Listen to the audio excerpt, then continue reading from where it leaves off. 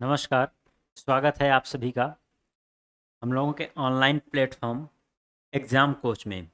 एक बार फिर से आपके सामने हम ग्राम विकास अधिकारी उत्तर प्रदेश के गत वर्ष के प्रश्न पत्र को हल को लेकर के आए हुए हैं और उसी को आगे बढ़ाते हुए हम अगला क्वेश्चन यहाँ पर लेकर के आए हैं। ये वर्णमाला से है। धीरे धीरे हम लोग पूरे पेपर के सभी क्वेश्चन को डिस्कस करेंगे। ये है आपके सामने पहला क्वेश्चन। ये वर्णमाला से क्वेश्चन है।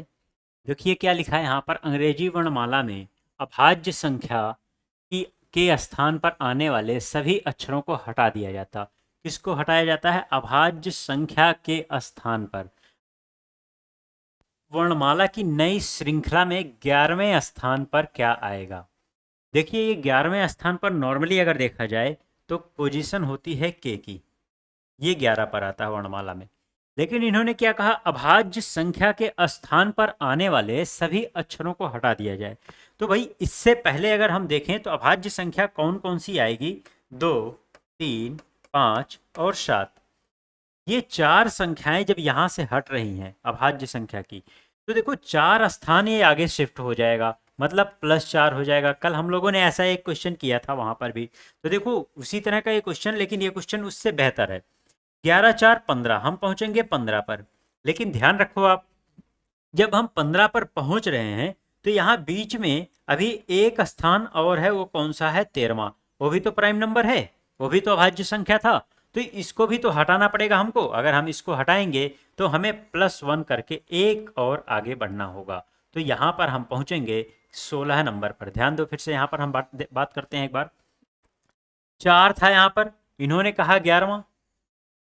11 में जब 11 पर थे हम तो सीधा सीधा के मिल रहा था, लेकिन जब ये चारों हट गए यहाँ से तो 4 स्थान और आगे बढ़ गए। हम पहुंच गए कहाँ पर? 15 पर। और जब हम 15 पर पहुंचे हैं तो उससे पहले भी हमारे सामने यहाँ पर देखो, अच्छा 11 नंबर भी हटने वाला है और 13 नंबर दोनों हटने वाला है। तो यहाँ पर 15 तक जब हम पहुंचेंगे तो प्लस का 2 हो जाएगा यहाँ पर। मैं यहाँ पर फिर से इसको लिख देता हूँ एक बार।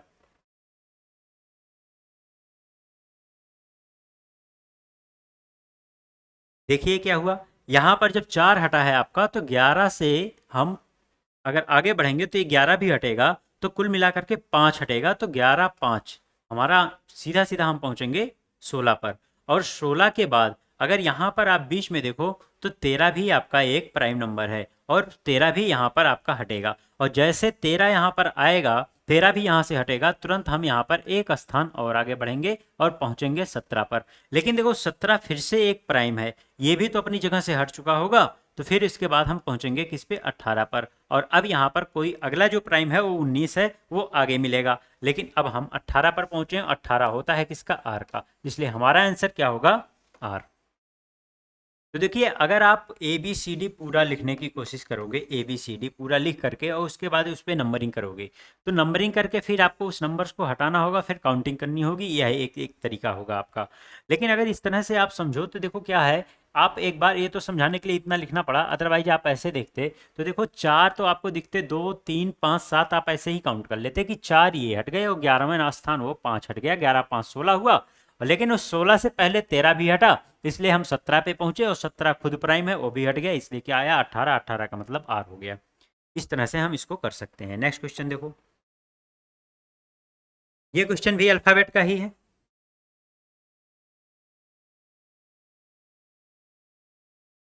देखो यहाँ पर अक्षरों और संख्याओं की निम्नलिखित श्रृंखला पर विचार कीजिए।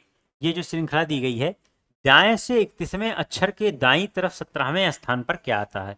देखिए मैंने आपको पहले बता रखा है ऑर्डर रैंकिंग में पढ़ाते टाइम की, ऑर्डर रैंकिंग में जो भी आप यूज़ कर रहे थे लेफ्ट राइट का कॉन्सेप्ट, वही कॉन्सेप्ट आपका अल्फ़ाबेट में यूज होगा। देखो उसी पर बेस्ड ये क्वेश्चन है आपका। मैंने वहाँ पर बताया था जब हम लेफ्ट से लेफ्ट की ओर ही बढ़ जाते हैं तो वहाँ पर माइनस होता है, राइट से राइट की ओर बढ़ते हैं तो माइनस होता है। तो देखो यहाँ पर भी वही चीज़ कहा गया, दाएं से आए हैं 31वें पर और फिर उसके बाद उसी के दाईं तरफ 17वें पर हम बढ़ गए हैं। तो यहाँ पर क्या होगा? माइनस होगा हमारा। अगर हम 31 में से 17 को माइनस कर दें तो कितना हमारा आंसर आने वाला है? आप देखिए बस सीधा सीधा केवल इसको माइनस कर दीजिए, माइनस करने से ही हमारा आंसर, अब देखो दाएं से ही चल रहे हैं, हम माइनस करेंगे तो फिर वापस हम यहाँ पे आएंगे ही, दाएं पर ही आएंगे, बाईं ओर से नहीं होगा। अगर एक बार समझने के लिए मैं आपको बताऊं तो देखो क्या हो रहा, इधर से जा रहे हैं 31वें पर और फिर यहीं से हम 17 वापस आ जा रहे हैं, और 17 अगर हम वापस आएंगे तो हम वापस पहुंचेंगे कहाँ, उस पे पहुंचेंगे जो दाईं तरफ से 14वें पर था। बस इतनी सी बात हो रही है, क्योंकि ये दाएं से था, ये दाएं से था, ये ज़्यादा था, और इसलिए हम इधर से बढ़े, तभी हम वापस बीच में ही आ रहे हैं। और 14 का मतलब फिर इधर से ही काउंटिंग हो रही है, दाईं ओर से 14 निकल के आया, इधर से काउंटिंग 14 की आप करो तो देखो कितना हो रहा, 3 3 6 3 9 3 12 2 14, 14 का मतलब कौन आ गया, यू, मतलब हम यू पे पहुंच गए, तो हमारा आंसर क्या आएगा, यू। ये होता है यहाँ पर, देखते ही क्वेश्चन को इसको हम कर सकते हैं, अगर हम डायरेक्ट इसको डिफरेंस निकालें तो। हमें ऐसा नहीं कि अब इसको पहले पहले इधर हम जाएं 31 तक, फिर उसके बाद वापस आए 17 तक, ऐसे करने की जरूरत नहीं पड़ेगी। यहाँ देखो क्या है, एक निश्चित भाषा में यदि एनिमल को इस रूप में कोड किया जाता, एक कोडिंग डिकोडिंग का क्वेश्चन है अपने आप में ये, ठीक है, मीडियम लेवल का क्वेश्चन था। एनिमल को इस रूप में कोड किया जाता है और इंसेक्ट को इस तरह से कोड किया जाता है, तो शब्द एलिफेंट को किस रूप में कोड किया जाएगा। तो सबसे पहले तो इसको हमें डिकोड करने की ज़रूरत है। आओ इसको हम लोग पहले डिकोड करते हैं। देखो यहाँ पर क्या लिखा हुआ है, ANIMAL, और इसका कोड है OZNHMZ।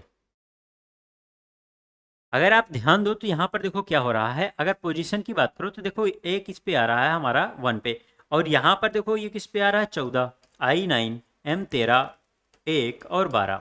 इसकी पोजीशन होती है 15, 26, 14, 8, 13 और 26, इस तरह से होता है। अब देखो यहाँ पर अगर आप गौर करो तो ये देखो वर्ड है ए को अगर हम साइक्लिक ऑर्डर में कैलकुलेट करें, देखो यहाँ पर दो चीज़ें होती हैं, जब भी अल्फ़ाबेट में ए से शुरू करते हैं, ABC इस तरह से चलते हैं, और ये फिनिश हो जाता है जाकर के जेड पर। और कई बार ऐसा आपको देखने को मिलेगा कोडिंग डिकोडिंग में कि ये जेड से फिर आगे बढ़ते हैं, मतलब ये साइक्लिक ऑर्डर में ही हमेशा चलता रहता है। तो इस तरह से अगर हम देखें यहाँ पर तो जेड की पोजीशन होती है 26, और 27 की बात की जाएगी तो आएगा अल्फ़ाबेट ए, और 28 पर आएगा बी, 29 पे आएगा सी, इस तरह से चलता है। अगर मैं यहाँ पर किसी की बात करूँ, मान लो 28 की बात हो रही है, तो देखो कैसे मिला, प्लस वैसे इसका पोजीशन होता है 2, तो 26 में ही तो 2 जोड़ करके इसकी अगली पोजीशन मिल गई हमारी, जो बढ़ करके आई है। यहाँ पर भी तो वही होने वाला। देखो यहाँ पर ए को हम अगर देखें तो ए की पोजीशन 1 होती है, और अगर मैं इसको 26 के साथ जोड़ूंगा तो ये कितना हो जाएगा, 27। इसकी पोजीशन 1 या 27 दोनों कही जा सकती है यहाँ पर। तो अगर आप यहाँ देखो गौर करो तो क्या हो रहा है, ए से 26, और मतलब यहाँ पर माइनस का 1 हुआ है, और यहाँ देखो आप तो ये 14 से 15 मतलब प्लस का 1 हुआ, और वही चीज़ यहाँ पर हो रहा है, ये -1 को जा रहा, और इधर देखो आप तो ये +1 जा रहा। सेम यहाँ पर भी अगर आप देखो तो वही चीज़ यहाँ पर भी हो गई कि ये 27 मान लिया गया है, और 27 - 1 26 हुआ, और यहाँ पर 12 + 1 13 हुआ। मतलब कुछ यह पैटर्न ऐसा चल रहा है इस तरह से क्रॉस होकर के, और पहले क्या हुआ है, -1 हुआ है, फिर उसके बाद +1 हुआ है, ये पैटर्न चल रहा है यहाँ पर। और इसी पैटर्न के अनुसार, अच्छा दूसरा भी इन्होंने दे रखा है, अगर आप इसे भी चेक करोगे तो देखो वही चीज़ हो रहा, I9 होता है -1 होकर के 8 मिलेगा हमको, और 14 होता है +1 होकर के 15 मिलेगा। ठीक उसी तरह एस के लिए देखो, ये 19 होता है, और अगर -1 करेंगे तो हमको आर मिलेगा, 18 होता है जिसका, और ई जो है 5 होता है, और +1 करेंगे तो एफ मिलेगा। सेम वही प्रक्रिया चल रही है। तो अब लॉजिक तो हमने एक से ही ढूंढ लिया है, तो हम इसको अप्लाई कर सकते हैं सीधा सीधा इस पे। अब इस पे अप्लाई करने के लिए एक बार जरा मैं बार बार कहता हूँ आपको, ऑप्शन की ओर गौर करो। देखो ये पहला लेटर ही आपका ऑप्शन को बता देगा कि ये कितना सही जा रहा है, कितना गलत जा रहा है, कौन सा ऑप्शन सही हो रहा है, कौन सा गलत हो रहा है। ठीक है, तो शुरुआत पहले जो पहले पे आ रहा है वो दूसरे से आ रहा है, जरा आप देखो यहाँ पर, तो मतलब एल से आने वाला है, और दूसरे पर हम -1 कर रहे हैं, क्योंकि पहले यहाँ पर देखो इस पे सॉरी +1 कर रहे हैं, पहले वाले पे देखो +1 हो रहा और दूसरे वाले पे -1 हो रहा। तो यहाँ पर जब हमारा आ रहा है तो ये जा रहा है प्लस का 1, तो एल का होता है 12, और +1 हो जाएगा तो 13, 13 होता है एम का, इसलिए पहला ऑप्शन हमारा नहीं होगा। अब ये दोनों बच गए, तो इसमें देखो आप इसको चेक करने की जरूरत नहीं है, क्योंकि ये सब में सेम है। तीसरा वाला जो होगा वो हमको बताएगा कि आंसर कहाँ जा रहा है। और तीसरा आ रहा है जो आपका, वो भी यहाँ से आएगा, इसके चौथे स्थान से। चौथे स्थान पे फिर से अगर हम +1 करें तो P से हमारा बनेगा क्या, 16। और 16 का मतलब देखो यहाँ पर 16 होता है O।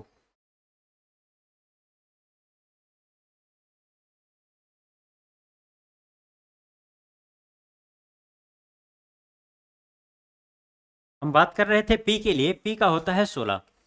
और 16 से अगर हम यहाँ पर देखें तो यहाँ पर +1 हो रहा है, +1 का मतलब ये हो गया 17। 17 आ गया आपका क्यू का। अब यहाँ पर देखो, मैं इसको इरेज करता हूँ थोड़ी देर के लिए, इसको देखो आप, ये क्यू, क्यू यहाँ पर दो ऑप्शन में है।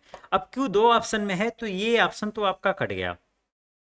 17 यहाँ पर भी है, 17 यहाँ पर, ये दोनों ऑप्शन है। अब आगे जो लेटर है वो हमको बताएगा डी, तो दोनों में कॉमन है, तो इसका मतलब अब हमको ई से पता चलने वाला। अच्छा, आप अगर देखो तो पेयरिंग करके ही तो हम आगे बढ़ रहे हैं, यहाँ पेयर करके ही तो आगे बढ़ रहे हैं। तो यहाँ पर अगर आप देखो तो हम कहाँ तक पहुँच गए हैं, इससे हम पता लगा सकते हैं। देखो, दो पेयर का काम यहाँ पर हम कर चुके हैं, अगले पेयर की बात हो रही है, जिसको हम इसको चेक कर चुके हैं, इस पेयर की बात हो रही है, और इसी पेयर से हमारा आंसर आने वाला है।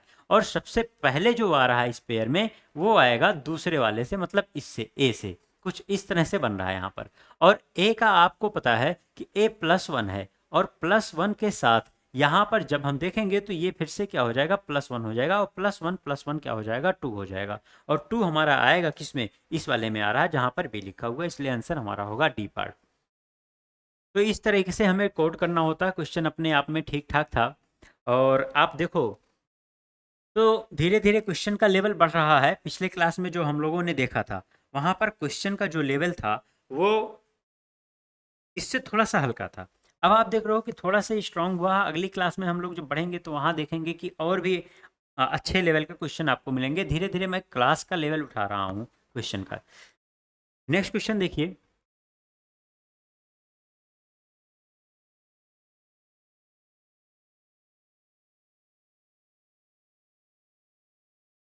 ये क्वेश्चन है आपका अल्फ़ाबेट सीरीज का। ये क्वेश्चन अल्फ़ाबेट सीरीज का है। यहाँ पर देखो, अल्फ़ाबेट सीरीज में बता चुका हूँ आपको, सिर्फ उसी तरह से देखना होता है। दो तरीके होते हैं, एक बार इसमें या तो लॉजिक चल रहा होगा, एक तरीका ये होता है, या तरीका होता है यहाँ से लॉजिक आगे की ओर एक्सपेंड हो रहा होगा। तो यहाँ पर अगर आप देखो तो डी की पोजीशन होती है 4, डब्ल्यू की होती है 23।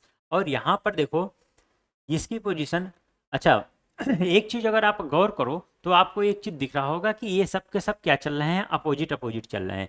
डी डब्ल्यू, जी टी, जे क्यू। अपोजिट का मतलब ये होता है कि अगर हम इस तरह से लिखें, ए से जेड तक लिख डालें, और यहाँ से भी ए से शुरू करें हम जेड तक, तो आपको ये मिलेगा, जैसे यहाँ पर जाओ एम तक, आप देखोगे कि सारे के सारे रिवर्स हो जाएंगे। ए का जेड हो जाएगा, एम का एन हो जाएगा, बी का वाई हो जाएगा, इस तरह से चलेगा। और गौर करो आप तो ये क्या हो रहा है, इसकी पोजीशन 1 होती है, जेड की 26 होती है, 26 और 1 जुड़ करके 27 बन रहा है। और ऐसा सभी के साथ होगा, जैसे देखो बी का 2 होता है और वाई का 25 होता है, तो 25 2 27, ऐसा सबके साथ होगा। और यहाँ पर भी देखो कुछ उसी तरह से चलेगा। डब्ल्यू डी का 4 होता है और इसका 23 होता है, 23 4 27। जी 7 होता है, T20 होता है, ये भी 27 होगा। 10 और 17 ये भी मिलकर के आपका 27 हो जाएगा। इस तरह से आपका बढ़ेगा। अब यहाँ पर अगर आप देखो तो आपको पता चल जाएगा। देखो यहाँ पर जब सब में वही चीज़ चल रहा है कि ठीक उसका रिवर्स चल रहा है, तो यहाँ पर भी ठीक रिवर्स में ही लेटर आएगा। अब यू के साथ अगर एफ है तो ये देखो, एक ऑप्शन ये हो सकता है यू एफ, और दूसरा हो सकता है वी के साथ ई। यही दो ऑप्शन आपके बनेंगे। यू के साथ एफ बनेगा, या तो वी के साथ ही बनेगा। वी का एफ ये गलत हो जाएगा, और यू का ई ये गलत हो जाएगा। ये दो ऑप्शन हमारे नहीं होंगे। यहाँ से दो ऑप्शन तो हमने ऐसे ही काट दिए। अब बात आती है कि इनको देखे कैसे, कि अभी इन दोनों में कौन सा है, तो इसके लिए आपको सीक्वेंस देख लेना होगा। ये D4 है, G7 है, J10 है और M13 है। अगर आप देखो तो 4 3 7, 7 3 10, 10 3 13, ये 13 3 3 बढ़ रहे हैं। तो आप सीधा सीधा यहाँ पर आ जाओ। 19 है, 19 में आपको अगर जोड़ने को कहा जाए तो 3 जोड़ने के बाद आपका आंसर आएगा 22। और आपको पता है 22 यू का नहीं होता है बल्कि वी का होता है, तो इसलिए हमारा आंसर होगा लास्ट। बाकी को डिकोड करने की ज़रूरत ही हमको नहीं पड़ी। अगर आप डिकोड करना चाहोगे बाकी को भी डिकोड कर सकते हो। देखो क्या है, ये 23 था, ये 20 था और यहाँ पर 17 था। अगर आप डिकोड करो तो देखो क्या हो रहा है, -3 हो रहा है, -3 हो रहा। और इस तरह से आप इसको भी निकाल सकते हो। 8 है और 8 से -3 हो जाएगा तो 5 होता है ई का। तो देखो यहाँ पर ऑप्शन में ई लिखा हुआ। तो जब भी हम इस तरह से डिकोड कर लिए, एक लॉजिक पे ही हमारा आंसर आ चुका था, तो बाकी को ढूंढने की ज़रूरत हमको नहीं थी। वो तो बस समझाने के लिए आपको मैंने दिखा दिया। उसके बाद बात करते हैं नेक्स्ट क्वेश्चन की।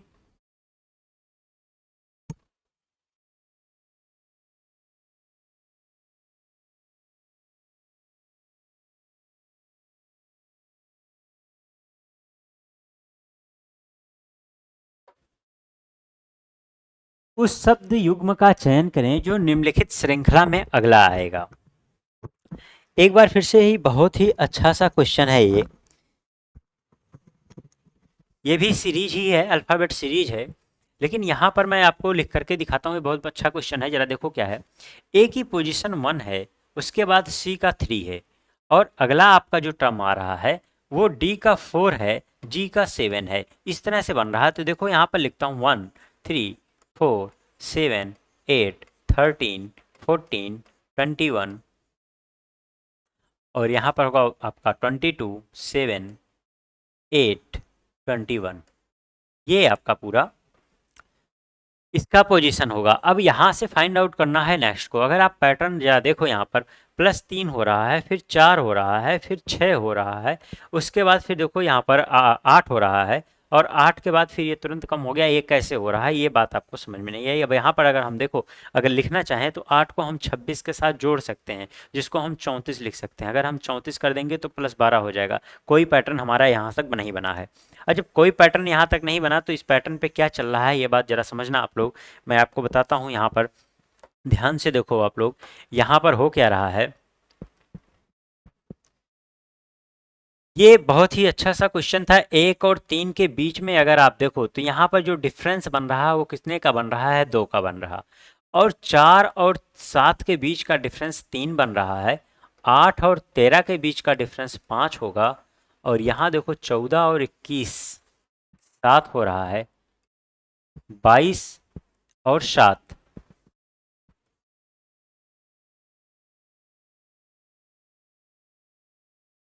15 हो रहा है यहाँ पर।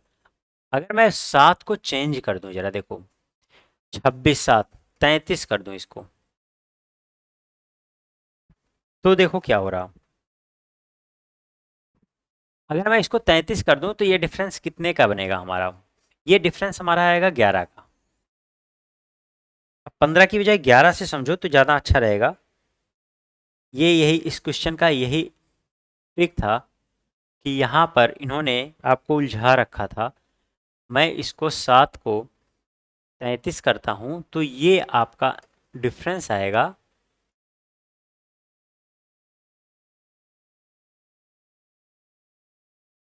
11 का। ठीक है, सही जा रहा है। देखो यहाँ पर 2 3 5 7 11 सब दिख रहा होगा। अब आपको क्या चल रहा है, ये सब प्राइम नंबर चल रहे हैं। 8 से यहाँ पर अगर आप देखो तो 8 आपका होगा 26 8 34 और 34 और 21 का जो आपका डिफरेंस आएगा वो आएगा 13 का। अब देखो आपको नज़र आ गया होगा कि यहाँ पर क्या चल रहा। वास्तव में ये चल रहा है प्राइम नंबर 1 2 3 5 7 11 और 13। ये सभी प्राइम नंबर हैं। इसलिए ये क्वेश्चन अच्छा था क्योंकि ये जल्दी हिट नहीं होता है, प्राइम नंबर जल्दी हिट नहीं होता है दिमाग में। तो यहाँ पर देखो अगला प्राइम नंबर जो आपका आने वाला है वो प्राइम नंबर आपका आएगा 17। अब 17 के डिफरेंस पे जो होगा वही हमारा आंसर होगा। अब ऑप्शन को हमें चेक करना होगा। अब ऑप्शन में अगर आप देखो तो सभी ऑप्शन में वी है, वी का मतलब होता है आपका 22। अब यहाँ पर अगर आप देखो तो 17 का डिफरेंस हमें बनाना है, तो भाई के का 11 के साथ 17 का डिफरेंस तो है नहीं। एल का अगर आप देखो तो ये 12 होता है, यहाँ से 10 का डिफरेंस बना, ये है आपका 13। यहाँ पर 9 का डिफरेंस बना, ये है 14।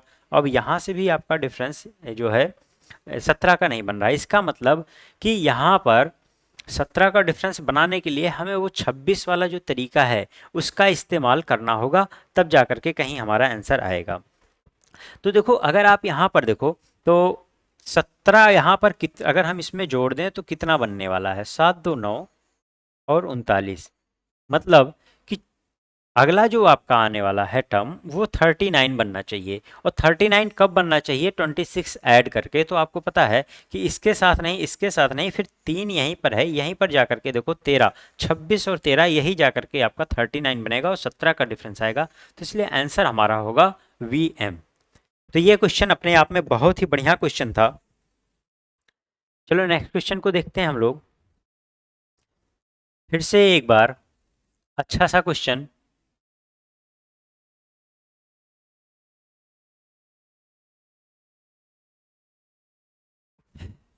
अगर आप गौर करोगे तो बहुत जल्दी ये भी क्वेश्चन आ जाएगा। जरा देखो यहाँ पर, इधर से तो नहीं दिख रहा आपको सही से, हो सकता है यहाँ से नजर आ जाए बी और सी।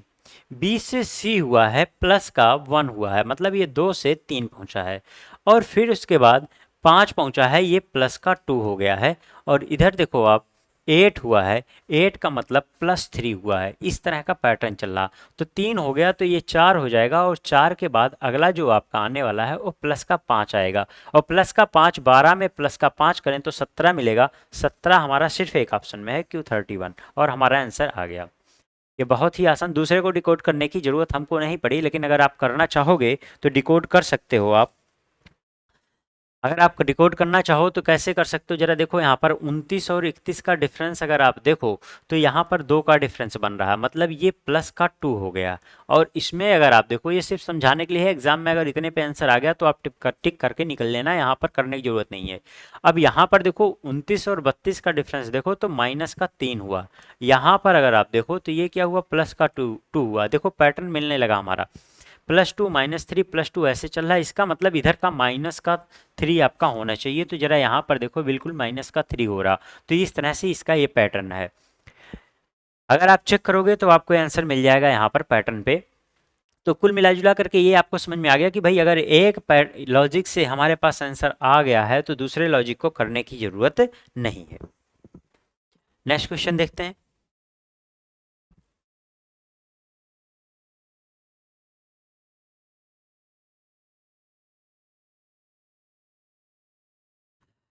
इस क्वेश्चन में जिनको याद होगा, जिनकी पोजीशन याद होगी वो तुरंत दिखेगा उनको C3।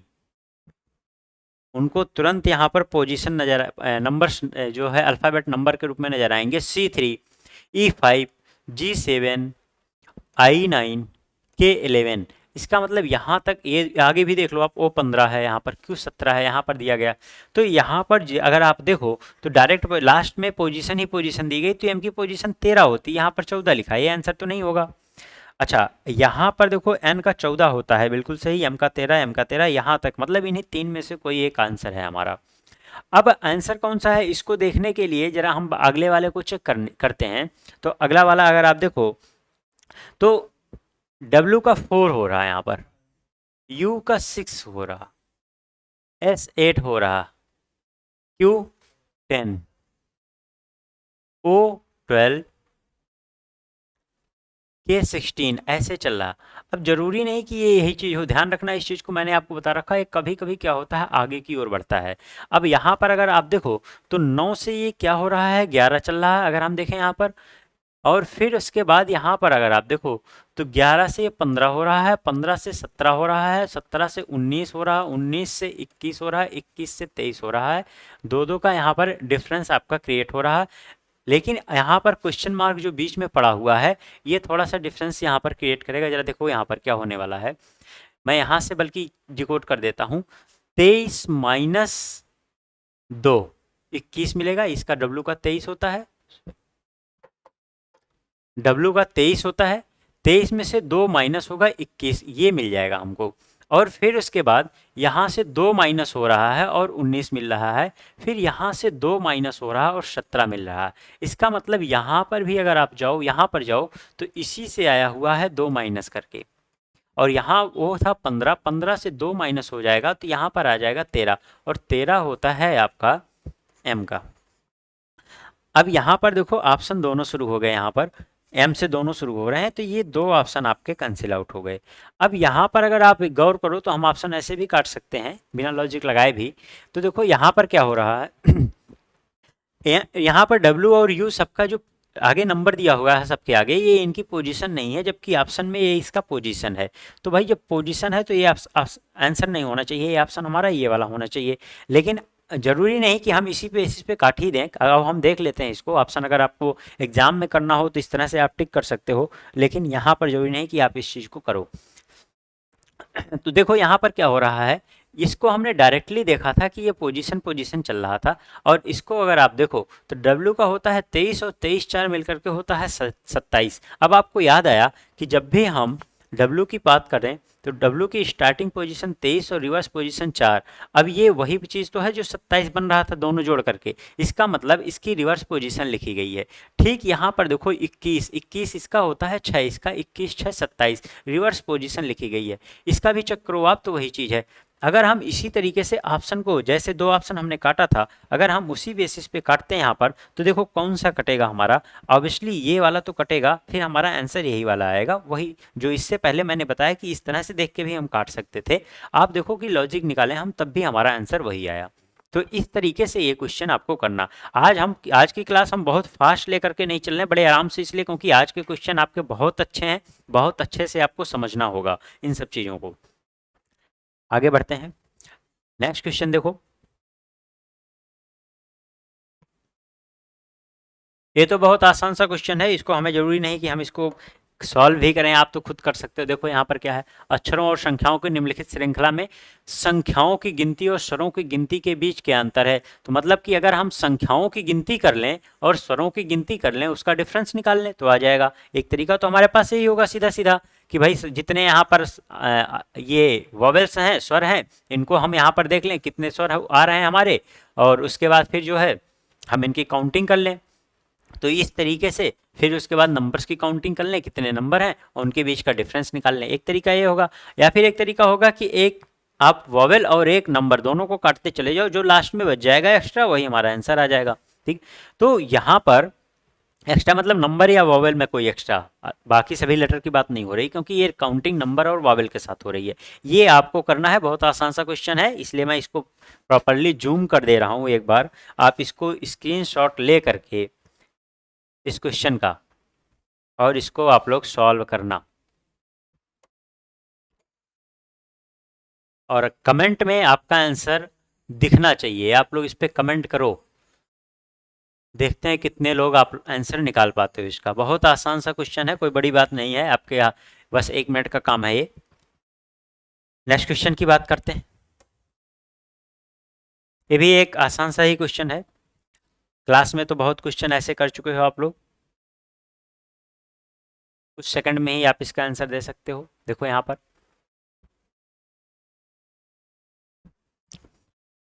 ये मैथमेटिकल ऑपरेशन का क्वेश्चन है। यहाँ पर बोर्ड मास का यूज़ करना है, आप सबको पता है हम लोग बोर्ड मास का यूज़ करके इस क्वेश्चन को सॉल्व करते हैं। बोर्ड मास के साथ साथ लेफ्ट एसोसिएटिव और राइट एसोसिएटिव रूल का भी ध्यान रखते हैं।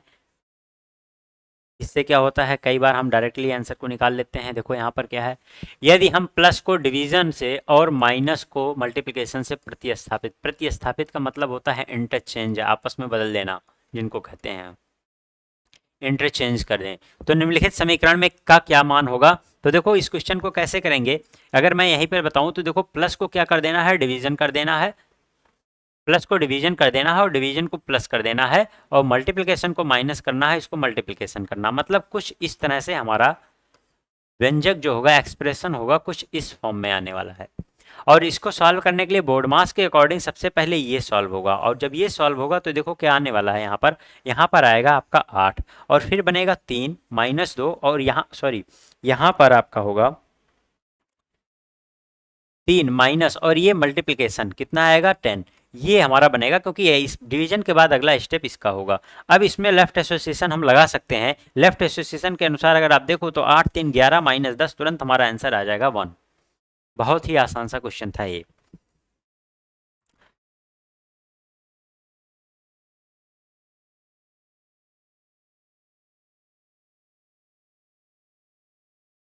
पहले इस क्वेश्चन को देखते हैं, फिर इसके ऑप्शन को हम लोग देखेंगे।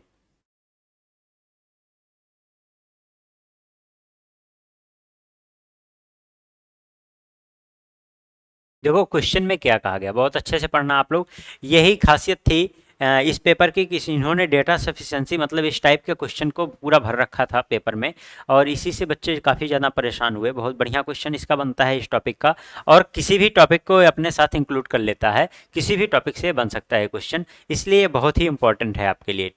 तो यहाँ पर देखो क्या है, बहुत अच्छे से समझना है, यहाँ से आपके समझने के लिए बहुत ज़रूरी है ये चीज़, और बहुत धीरे धीरे हम यहाँ पे पढ़ाएंगे। दिए गए प्रश्न को ध्यान से पढ़ें और निर्णय लें कि प्रश्न का उत्तर देने के लिए निम्नलिखित समीकरणों में से कौन से समीकरण पर्याप्त हैं। मतलब यहाँ पर आवश्यक की बात हो रही है, पर्याप्त की बात हो रही है, कौन सा सफिशियंट है। इसको कहते हैं डेटा सफिशिएंसी। ये जो क्वेश्चन है ये डेटा सफिशिएंसी का क्वेश्चन है, जिसको आप कहते हो हिंदी में आंकड़ों की पर्याप्तता। आंकड़ों की पर्याप्तता, ये कुछ टॉपिक आपका बहुत इंपॉर्टेंट रहा और इसका बहुत रोल रहा एग्जाम में, क्योंकि जो बच्चे इस टॉपिक से परिचित नहीं थे उनके क्वेश्चन या तो गलत हुए या तो वे लोग क्वेश्चन को छोड़ दिए। अब यहाँ पर आप ध्यान देना, जो बच्चे इससे पहले क्लास में पढ़ चुके हैं वो तो समझ गए होंगे इस क्वेश्चन को, बाकी बच्चे यहाँ ध्यान दें क्या कहा गया है। यदि x और y दोनों धनात्मक पूर्णांक हैं तो x का मान क्या होगा। मतलब x और y दोनों को बताया गया है कि ये ग्रेटर देन 0 है, मतलब ये पॉजिटिव है। अब यहाँ पर अगर ऐसा है तो x का मान क्या होगा, x की वैल्यू फाइंड आउट करनी है, ये इन्होंने क्वेश्चन किया है यहाँ पर। तो भाई अगर आप यहाँ पर देखो तो यह एक इक्वेशन यहाँ पर दिया गया है और ये दूसरा इक्वेशन दिया गया है। आपको पता है कि इस पहले इक्वेशन से हम आंसर नहीं निकाल सकते हैं, क्योंकि यहाँ दो वेरिएबल सिंगल इक्वेशन होगा। अगर केवल दूसरे को ले लें हम तो इस केवल दूसरे से हम नहीं निकाल सकते आंसर, क्योंकि यहाँ भी दो वेरिएबल है। लेकिन अगर इन दोनों को हम मिला दें तो हमारे पास दो इक्वेशन हो जाएंगे और दो वेरिएबल आसानी से सॉल्व करके हम एक्स या वाई दोनों का मान निकाल सकते हैं। अब यहाँ पर इस चीज़ को समझना कि भाई ये क्वेश्चन कहना क्या चाहता। वास्तव में ये लोग ये कहना चाहते हैं कि ये जो क्वेश्चन इन्होंने पूछा है कि x का मान क्या होगा, यही इनका क्वेश्चन है। और इन्होंने यही चीज़ तो ऊपर बोला जाए, देखो क्या कहा, प्रश्न का उत्तर देने के लिए निम्नलिखित समीकरणों में से कौन सा समीकरण पर्याप्त है। मतलब इसका उत्तर देने के लिए, मतलब x का मान निकालने के लिए कौन सा समीकरण पर्याप्त है, बस यही इन्होंने कहा है। भाई पहला तो अकेले पर्याप्त नहीं है, दूसरा अकेले पर्याप्त नहीं है, लेकिन दोनों मिल करके पर्याप्त हैं। ये इसी तरह से आपके सामने ऑप्शन भी रहता है। देखो पहला ऑप्शन यहाँ पर इन्होंने क्या कहा है,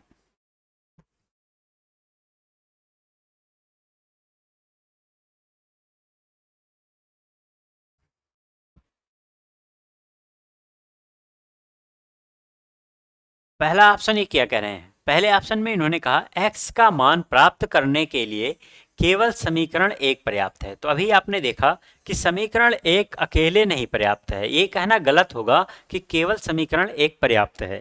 अब यहाँ पर देखो दूसरा क्या कह रहा है, x का मान प्राप्त करने के लिए केवल समीकरण दो पर्याप्त है। तो नहीं, केवल दो पर्याप्त नहीं है, ये भी कहना गलत हो जाएगा। तो ये भी गलत और ये भी गलत। यहाँ पर इन्होंने कहा x का मान प्राप्त करने के लिए ना तो समीकरण एक ना ही समीकरण दो अकेले पर्याप्त है, परंतु दोनों एक साथ आवश्यक हैं। तो बिल्कुल सही, हम लोगों ने अभी यही देखा कि जब दोनों को एक साथ मिलाते हैं तो आंसर हमारा आ रहा। लास्ट में कहते हैं कोई भी एक समीकरण या दोनों समीकरण संयुक्त रूप से x का मान प्राप्त करने के लिए पर्याप्त नहीं, तो ये भी क्या हो गया, गलत हो गया। तो हमारा आंसर आया सी पार्ट। अब यहाँ पर एक बात को आपको समझना होगा कि इन्होंने जो कहा है कि दोनों पर्याप्त है, इसका ये मतलब नहीं कि आप बैठ करके x और y का मान निकालो। x का पूछा गया तो x का मान निकालो, ऐसा जरूरी नहीं है। तो इसलिए जरूरी नहीं है क्योंकि क्वेश्चन में तो इन्होंने यही पूछा था ना कि क्या इसमें से पर्याप्त है आंसर करने के लिए। तो पर्याप्त दोनों है, बस आंसर करने के लिए आंसर क्या होगा, मतलब x का मान क्या होगा, ये इस बात को ये नहीं पूछ रहे हैं। ये सिर्फ ये पूछ रहे हैं सफिशिएंट कौन सा है, पर्याप्त कौन सा है। तो यहाँ पर जब हमारा आंसर आ चुका है कि सफिशिएंट यही है, तो बाकी कुछ सॉल्व करने की जरूरत नहीं है। डेटा सफिशिएंसी में एक समस्या लोगों के साथ ये भी होती है, क्या करते हैं लोग कि बैठ करके उसे सॉल्व करने लगते हैं, आंसर निकालने लगते हैं और देखते हैं कि आंसर आ रहा है कि नहीं। भाई उसको करने की जरूरत नहीं है, बस देखना ये है कि आंसर आ रहा है या नहीं आ रहा। आ रहा है बस ठीक है, क्या आ रहा है उससे कोई मतलब नहीं। अगर आप निकालोगे तो फिर अपना टाइम वेस्ट करोगे। और नेक्स्ट क्वेश्चन देखते हैं। यहाँ पर देखो ये क्वेश्चन भी उसी से है, डेटा सफिशिएंसी से। एक बार आप क्वेश्चन को अच्छे से रीड करो, बहुत अच्छा क्वेश्चन ये भी है। और ये क्वेश्चन आपका आया हुआ है ये क्वेश्चन आपका ऑर्डर रैंकिंग से है, पहला पार्ट कंपैरिजन बेस्ड।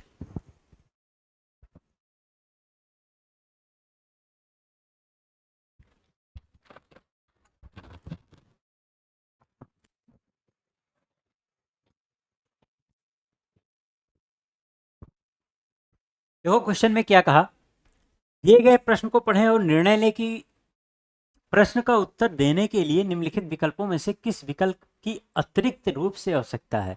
ये भी वही बात हो गई, डेटा स्पेसिफिक मतलब कौन से अतिरिक्त आंकड़ों की आवश्यकता है, कौन से एक्स्ट्रा डेटा की हमें रिक्वायरमेंट है, ये पूछा गया यहाँ पर।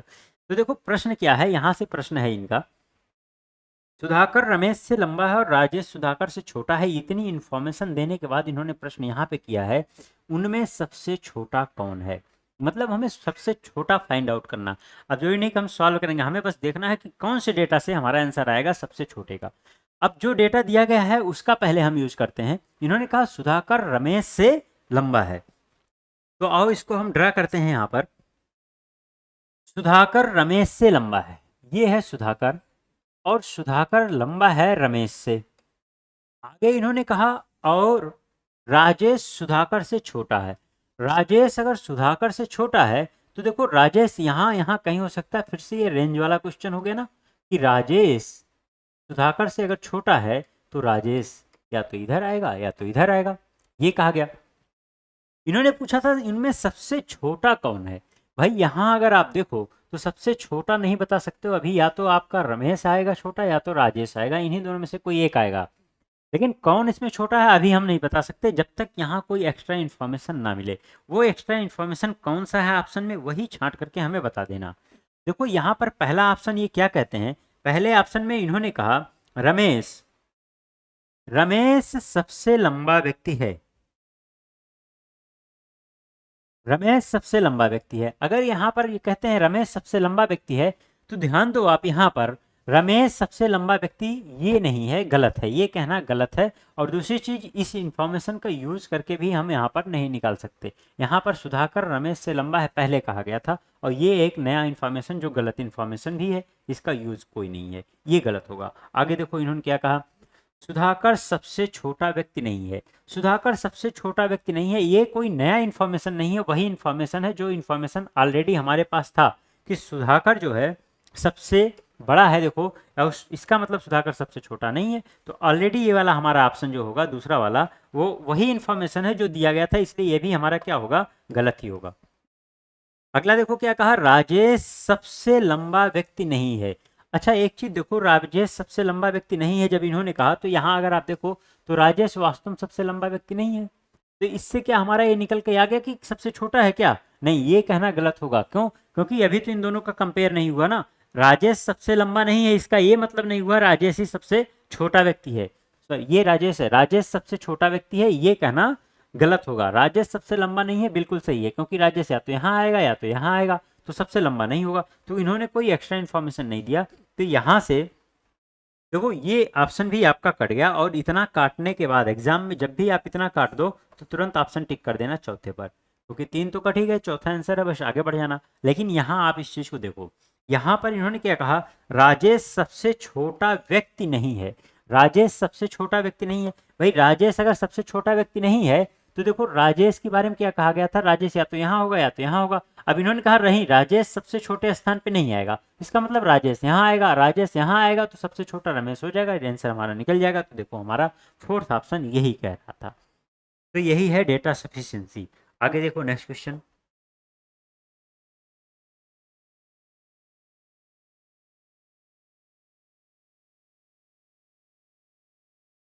फिर से ये डेटा सफिशिएंसी का ही क्वेश्चन है। क्वेश्चन देखें, बाकी इन्फॉर्मेशन तो आप समझ ही गए हो हमें करना क्या है। देखो इन्होंने यहाँ पर क्या कहा, दो लड़के अल्पेश और ध्रुवित और दो लड़कियां सगुना और वंदना एक समूह एक गोल मेज के चारों ओर एक समूह में,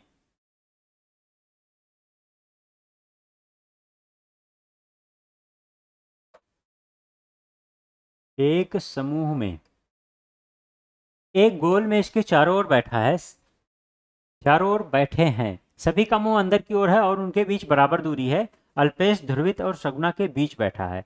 अल्पेश इन दोनों के बीच में बैठा हुआ है, ये कहा गया। और इन्होंने क्या कहा, वंदना के तत्काल बाईं ओर कौन बैठा, मतलब यही हमारा क्वेश्चन है जिसका जवाब देना है। और इसके लिए कौन से एक्स्ट्रा इन्फॉर्मेशन की रिक्वायरमेंट है वो हमें ऑप्शन से ढूंढना होगा। आओ देखते हैं।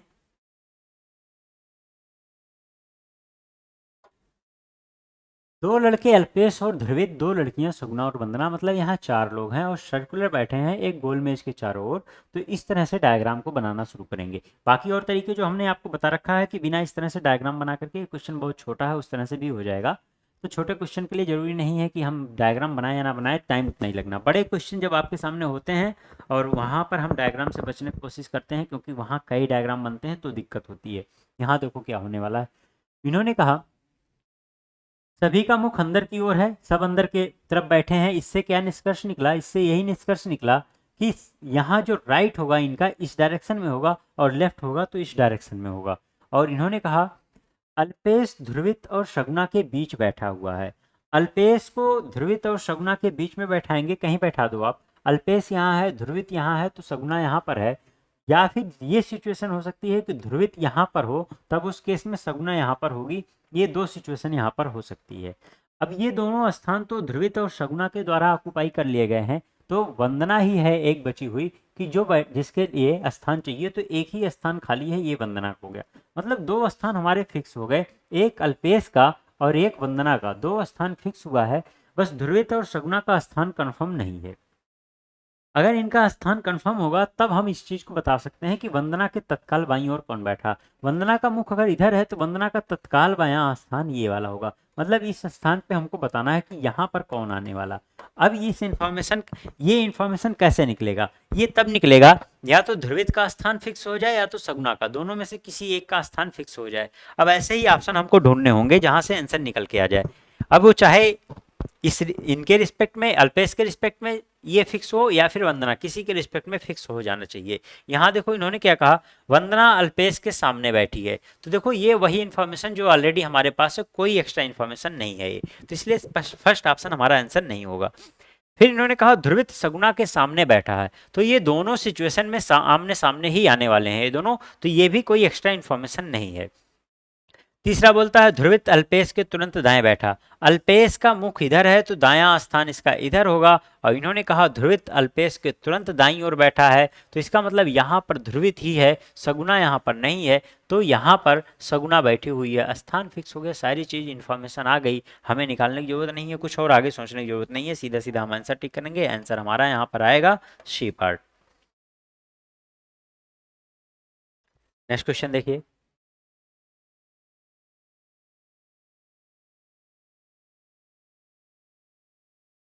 क्वेश्चन में फिर से इन्होंने कहा है निम्नलिखित विकल्पों में से किस विकल्प की अतिरिक्त रूप से आवश्यकता है, मतलब यही फिर से डेटा सफिशिएंसी ही है, इसलिए क्वेश्चन को ही देखते हैं हम लोग।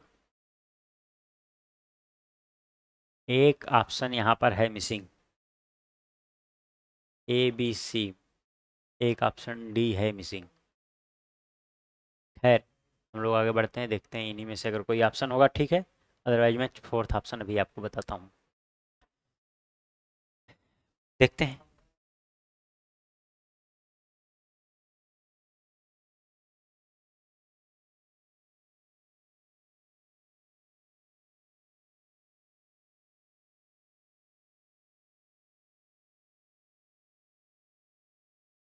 अगर इसमें से आंसर मिला तो ठीक है, नहीं तो हम फोर्थ ऑप्शन की ओर जाएंगे, देख लेते हैं।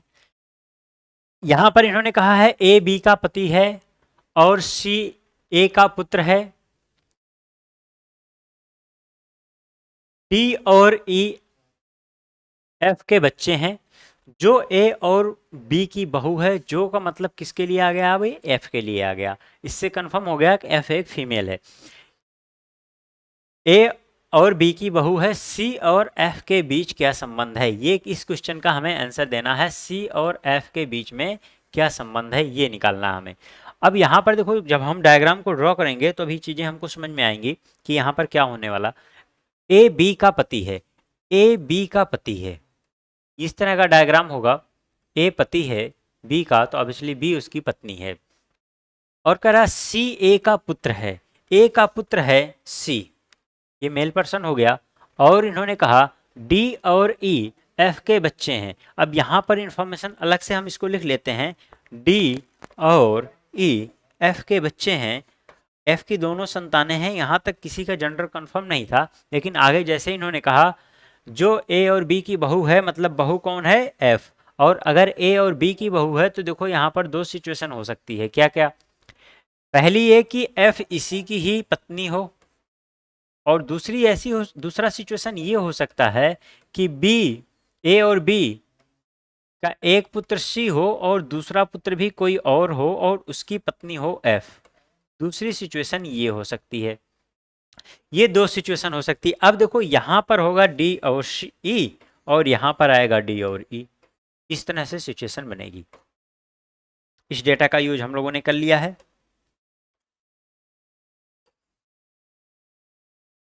ये दो ट्री आपके सामने बन करके आ गया। अब यहाँ से कुछ और इन्फॉर्मेशन, यहाँ से कुछ और इन्फॉर्मेशन है। इन्होंने पूछा सी और एफ के बीच क्या संबंध है।